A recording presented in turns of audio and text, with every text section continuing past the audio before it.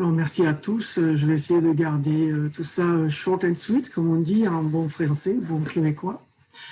Je vais essayer de vous amener au travers d'un cheminement personnel plus que d'une recherche, mon travail de recherche en tant qu'étudiant au doctorat et être au monde s'intéresse aux émotions. Les émotions, pourquoi? Parce que dans le passé, j'ai aussi travaillé très activement en marketing. J'étais très influencé par le comportement des consommateurs qui fait partie de ces disciplines du marketing qui imprègnent aujourd'hui notre monde commercial. Et je me suis intéressé à titre de personne, à titre d'être humain, aux émotions et non pas à celles qui sont influencées pour vous faire acheter des bébelles ou des petites choses dans les magasins. Récemment, j'ai pu lire un constat alarmant sur l'éducation au Québec, avec un niveau d'attrition pour les enseignants débutants qui dépasse les 35% dans les 5 premières années d'exercice. Donc, la preuve est faite que nous avons beaucoup de mal à garder au sein de l'enseignement les jeunes enseignants. Pourquoi? Souvent parce qu'ils sont sujets au stress, beaucoup plus que l'ensemble de la population. Des études de Santé Canada prouvent que les enseignants et le monde enseignant, les professionnels de l'enseignement, sont plus touchés par le stress que les autres professions, un niveau qui dépasse de 40%. Nous, les enseignants, nous sommes beaucoup plus touchés par les maladies liées au stress, etc., avec des implications qui peuvent être aussi neurodégénératives. Donc, je me suis intéressé à ça. Et en m'intéressant aux émotions, je suis venu à lire les travaux en psychologie de John Mayer, un psychologue américain qui a développé une échelle de mesure qui s'appelle l'intelligence émotionnelle. Alors, ce concept a été pas mal galvaudé par d'autres auteurs comme Daniel Goleman, un journaliste du New York Times, mais je suis revenu à la base de ce qui avait été fait par ces psychologues, et je suis tombé aussi sur les travaux dirigés à Yale depuis 20 ans sur l'implication de l'émotion, de l'intelligence émotionnelle dans l'enseignement. Chemin faisant, sur mon petit camino, comme dirait Francisco Varela, j'en suis venu à m'intéresser de plus en plus aux émotions, et j'ai rencontré Francisco Loyola, qui m'a initié à l'ENACTION. Donc maintenant, je vais garder tout ça short and sweet et vous faire passer au travers de mes 5 petites diapos.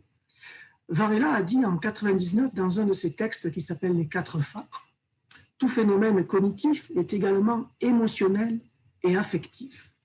Alors je pense qu'on voit l'importance que donne Varela aux émotions dans cette petite phrase.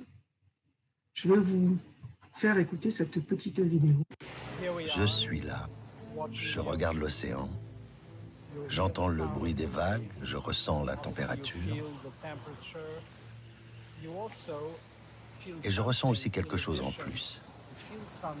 Je ressens du plaisir, du bien-être. Et tout cela forme une émotion. Alors, nous venons d'écouter Antonio Damasio, un neurobiologiste qui est assez connu, je crois, qui nous parle des émotions. Et il nous dit, Antonio Damasio, qu'il ne faut pas confondre émotions et sentiments. Les émotions sont en nous. Et Varela nous l'a expliqué, les émotions sont innées. On ne les connaît pas. Mais les sentiments sont le portrait de l'état de la vie dans notre organisme. Donc, les sentiments arrivent après les émotions. Ces émotions sont en nous.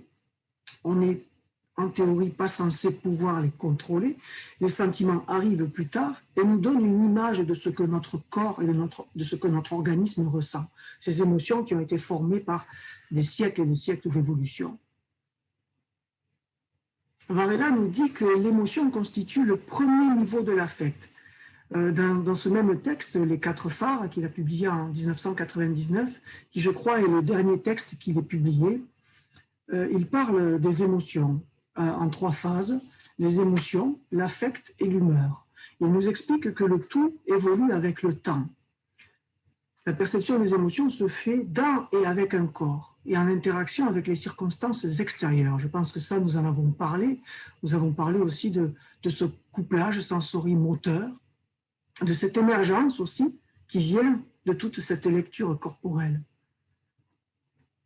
Vous reconnaissez ici Francisco Varela.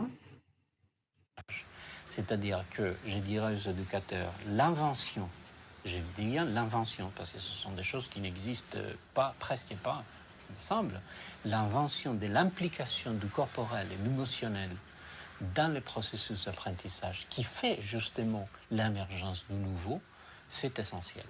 Parce que sinon, ça ne s'enracine pas dans une transformation structurelle du corps. Et donc, c'est un apprentissage qui est très superficiel et qui passe très vite à une espèce de classement d'oubli, d'abstraction. Voici ce qu'il a dit. Je l'ai écrit ici pour que vous puissiez éventuellement le relire ou le traduire. Je sais que ce n'est pas évident pour tout le monde. Donc, voici ce que vient de dire Francisco Varela en transcription. L'invention de l'implication du corporel et de l'émotionnel dans le processus d'apprentissage. Alors, vous avez bien compris que je me concentre sur l'émotion, l'aspect émotionnel. Il est évident qu'ici, on peut laisser entrevoir, on entrevoit l'action et le fait d'être en mouvement, le fait d'être en action. Mais cette émotion, la question que je me pose, c'est que faisons-nous de ces émotions par rapport à ces jeunes enseignants en formation, à qui on enseigne bien des techniques. Que faisons-nous de leur propre ressenti face à ces classes, comme on a vu dans le projet Néopass, ces jeunes enseignants face à une classe qu'ils doivent mettre en action en France, avec des interruptions de classe, on a vu, j'ai été témoin de nombre de ces problématiques, puisque j'ai étudié en France aussi. Que faisons-nous de leur ressenti, de ces émotions, mais aussi comment pouvons-nous les accompagner dans ce processus, dans ce chemin d'apprentissage au travers des émotions.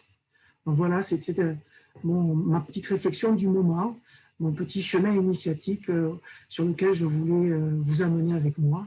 Et je pense que c'était suffisamment short and sweet pour nous laisser le temps de débattre. Je vous remercie pour votre attention.